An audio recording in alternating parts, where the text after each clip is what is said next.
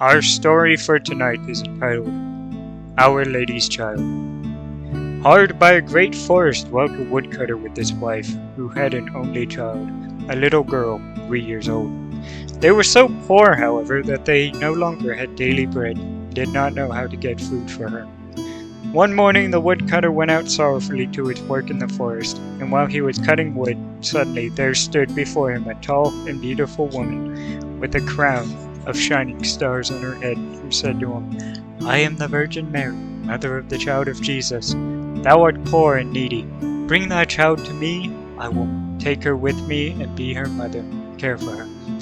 The woodcutter obeyed, brought his child, and gave her to the Virgin Mary, who took her up to heaven with her. There the child fared well, ate sugar cakes and drank sweet milk, and her clothes were of gold, and the little angels played with her.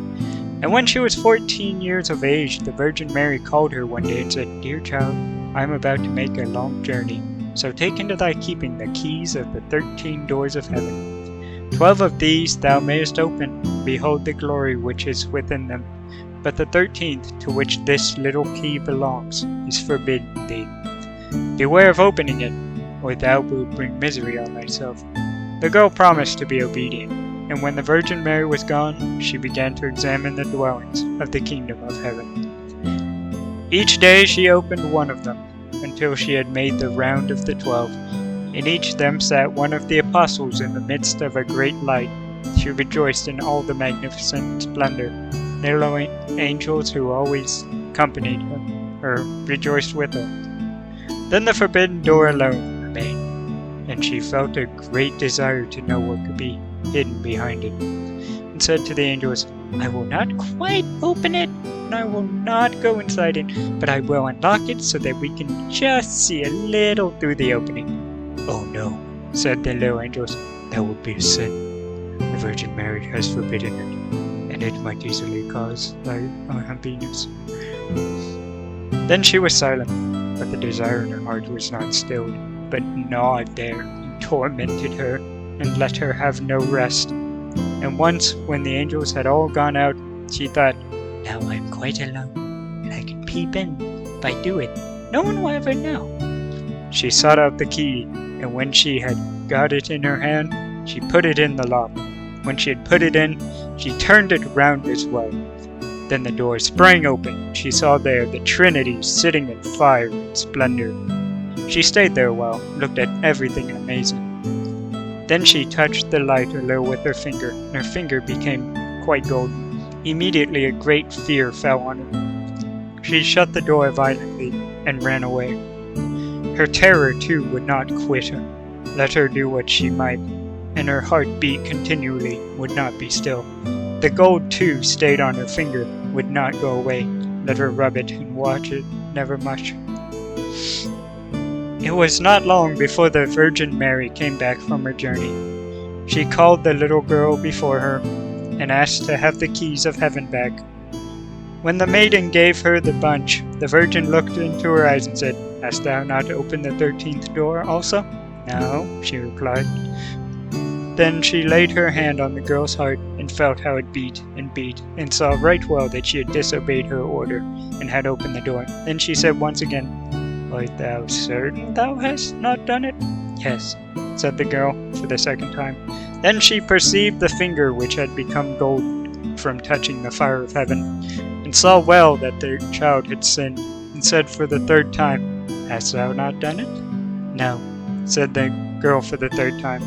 Then said the Virgin Mary, Thou hast not obeyed me, and besides that thou hast lied, thou art no longer worthy to be in heaven. Then the girl fell into a deep sleep. When she awoke, she lay on the earth below, and in the midst of a wilderness. She wanted to cry out, but she could bring forth no sound. She sprang up, and wanted to run away, but whithersoever she turned herself, she was continually held back by the thick hedge of thorns, through which she could not break. In the desert in which she was imprisoned, there stood an old hollow tree, and this had been her dwelling place. Into this she crept when night came, and here she slept. Here too she found a shelter from storm and rain, but it was a miserable life. and bitterly did she weep when she remembered how happy she had been in heaven, and how the angels had played with her. Roots and wild berries were her only food. For these she sought as far as she could go, in the autumn when she picked up the fallen nuts and leaves and carried them back into her hole. The nuts were her food in winter, and when snow and ice came, she crept among the leaves, like a poor little animal, that she might not freeze. Before long her clothes were all torn, and one bit of them after another fell off her. As soon, however, as the sun shone warm again, she went out and sat in front of the tree, and her long hair covered her on all sides like a mantle. Thus she sat year after year, and felt the pain and the misery of the world. One day, when the trees were once more clothed in fresh green, the king of the country was hunting in the forest, and followed a roe. And as it fled into the thicket which shut in this part of the forest, he got off his horse, tore the bushes asunder, and cut himself a path with the sword. When he had last forced his way through, he saw a wonderfully beautiful maiden sitting under the tree. She sat there, was entirely covered with her golden hair down to her very feet. He stood still, and looked at her full of surprise. Then he spoke to her and said, "Who art thou? Why art thou sitting here in the wilderness?" She gave no answer, for she could not open her mouth. The king continued, "Wilt thou go with me to my castle?" Then she just nodded her head a little. The king took her in his arms, carried her to his horse, and rode with her. And when she reached the royal castle, he caused her to be dressed in beautiful garments, and gave her all things in abundance. Although she could not speak, she was still so beautiful and charming that he began to love her with all his heart, and it was not long before he married her. After a year or so had passed, the queen brought a son into the world. Thereupon the Virgin Mary appeared to her in the night, when she lay in her bed alone, and said, "If thou wilt tell me the truth and confess that thou didst unlock the forbidden door, I will open thy mouth and give thee back thy speech. But if thou perseverest in thy sin, deniest obstinately, I will take thy newborn child away with me." Then the queen was permitted to answer, but she remained hard and said, "No, I did not open the forbidden door."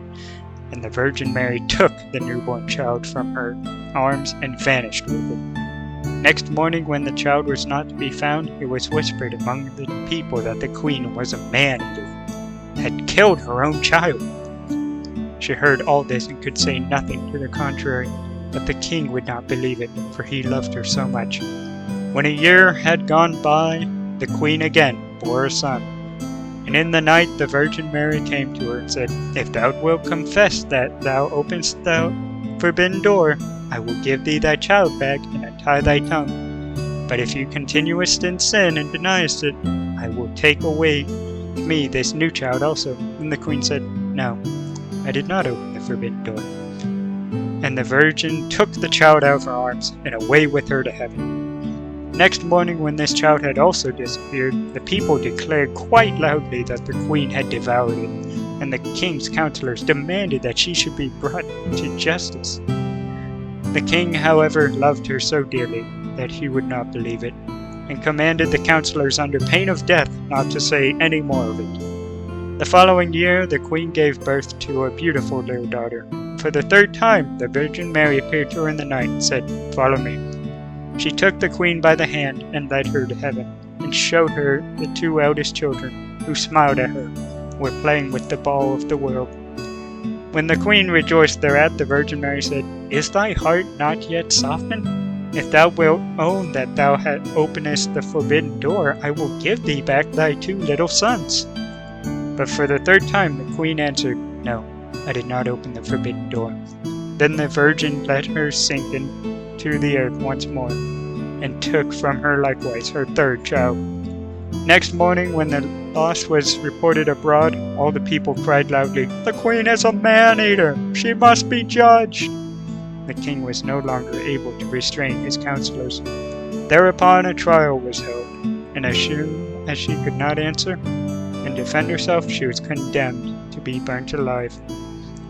The wood was got together, and when she was fast bound to the stake, and the fire began to burn round about her, the hard ice of pride melted, Her heart was moved by repentance, and she thought, if I could confess my death before my death, that I opened the door.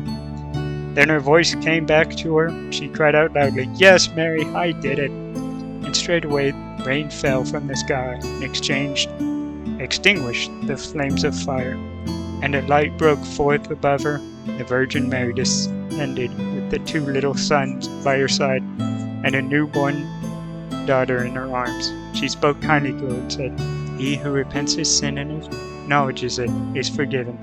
Then she gave her the 3 children, untied her tongue, and granted her happiness for her whole life. The end. Thank you for joining us tonight, and have a wonderful rest of your night, or day, depending on your side of the hemisphere.